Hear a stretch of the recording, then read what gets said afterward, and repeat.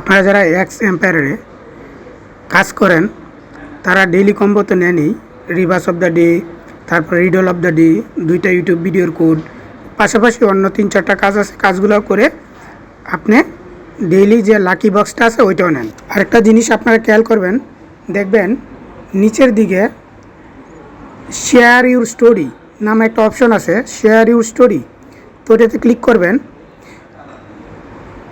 এখন যদি আপনি শেয়ার স্টোরি করেন তাহলে আপনি একটা অ্যামাউন্ট বোনাস হিসাবে পাবেন। এখন বিষয়টা হলো, সবার যদি স্টোরি পোস্ট না হয় তাহলে টেলিগ্রামটা গুগল প্লে স্টোরতে আপডেট করে নেবেন, তাহলেই পোস্ট হবে।